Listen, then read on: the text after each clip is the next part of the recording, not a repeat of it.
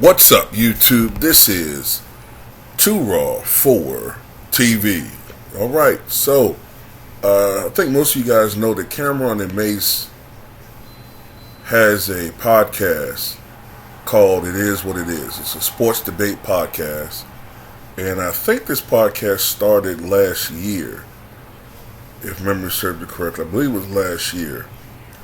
And they've had some high-profile people appear on this podcast. I think just a couple of days ago, Antonio Brown, the former NFL wide receiver, was on the podcast, and I think Stephen A. Smith has been on the podcast as well. So yesterday, NFL Hall of Famer and let's just say controversial figure since 1994, O.J. Simpson was on yesterday's episode, and it just is interesting to me because I don't recall O.J. Simpson being invited to any podcast, let alone a sports program, since 1994. I might be wrong. Maybe there is some miscellaneous podcast that he's been a part of. But as far as one of the main, sports podcasts are, I'm not going to say a dime a dozen because there are smaller podcasts, but this is a show that just got a $30 million deal. So as far as finding a home with a distributor, I don't know if I'm using the right term, distributor, or which term you use. Let's just go with distributor. I don't know if I'm using the right term. But O.J. Simpson being on what's considered a major sports podcast, I can't remember the last time that's occurred. So the article says he was dressed in a golf polo emblazoned with University of Southern California Trojans logo. O.J. took a moment to share his thoughts on the NFL via a video call from his home. During the 16-minute conversation, the former Buffalo Bills running back championed his positional players like Saquon Barkley of the New York Giants and Josh Jacobs of the Las Vegas Raiders.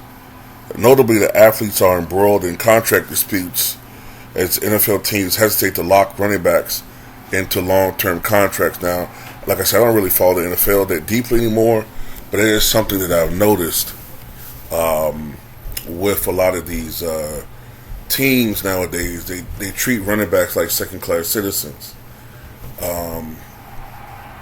Basically, they run these guys on rookie deals, and by the time they're 25, 26, 27, and it's time to give them big money, they just replace them with other rookies and then run them ragged.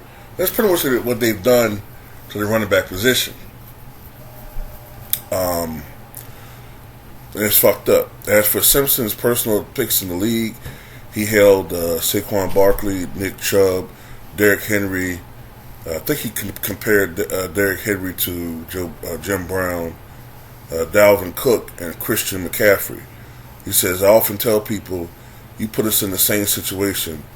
The only guys I'll be competing with are Barry Sanders, Gale Sayers, and maybe Eric Dickerson, asserted the 1968 Heisman Trophy winner. In the same breath, Simpson steered clear of any topics related to his past legal entanglements. Correspondingly, Cameron and Mace reciprocated by keeping the conversation strictly sports-oriented despite making O.J. vibes jokes in the past. Last month, the podcast duo revealed an 8-figure partnership. That's the word I should use. Not partnership with Underdog Fantasy. Although they remain tight-lipped about the specifics, Killer Cam dropped a lyrical hint in a snippet from his forthcoming mixtape, The Lost Files. I turned your little princess into a happy hoe. It is what it is. 30 mil. L repeat. Yeah, that's the figure I've heard. $30 million. So, shout out to them, man. They got a good show over there. And no matter how you feel about OJ, man, the guy still has great knowledge of the sport, and at the end of the day, you know, he was found innocent. That's what they tell us, you know what I'm saying? They always tell us, respect the court's decision. So, tell me what you guys think.